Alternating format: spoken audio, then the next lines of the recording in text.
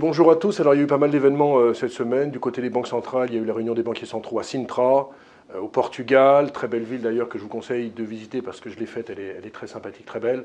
Mais au-delà de ça, ils sont toujours en faveur d'un durcissement de la politique monétaire, aussi bien aux États-Unis qu'en Europe ou encore en Grande-Bretagne, tout simplement parce qu'on a le sentiment que les salaires commencent à accélérer. Comme je l'ai dit les semaines précédentes, du côté de la Fed, il pourrait y avoir encore 25-50 points de base, mais ce n'est pas dramatique parce que j'ai vraiment le sentiment que la croissance tient. Du côté de l'Europe, c'est beaucoup plus compliqué parce qu'on est déjà en récession.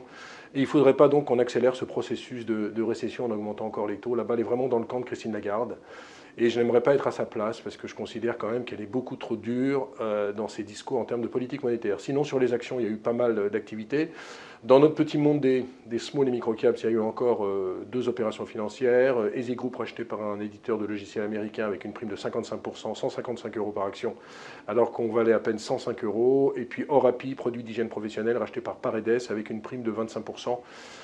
Sur cette offre à 5,88 €, je la trouve un petit peu chiche parce qu'on aurait pu payer beaucoup plus cher sur Orapi, dont le fondateur a plus de 80 ans. Mais en tout cas, ça accrédite l'idée que les opérations financières vont continuer au cours des prochaines semaines. Restez donc sur les small et micro caps, c'est parmi les sociétés qui pourraient faire l'objet d'opérations financières, citons explosifs et produits chimiques, Gaumont ou encore Ipsos, MGI Digital, E-Telink, Neuron. Vous voyez, il y a beaucoup de sociétés, sans parler de Coherist, un éditeur de logiciels dans le CRM que j'aime beaucoup. À noter sinon sur les gadins de la semaine, Orpea, c'est l'effondrement parce qu'il va y avoir beaucoup de dilution pour les actionnaires, et puis Casino également, méga dilution pour les actionnaires, ça a été annoncé, Naouri va perdre le contrôle, et donc Casino et donc sa maison mère Rallye sont en forte baisse, dans la mesure où il va y avoir une restructuration, une dilution, et donc les actionnaires vont être complètement rincés. Sinon, sur les marchés financiers, moi j'ai le sentiment qu'il ne se passe pas grand-chose, on a un indice de volatilité qui est toujours aussi faible,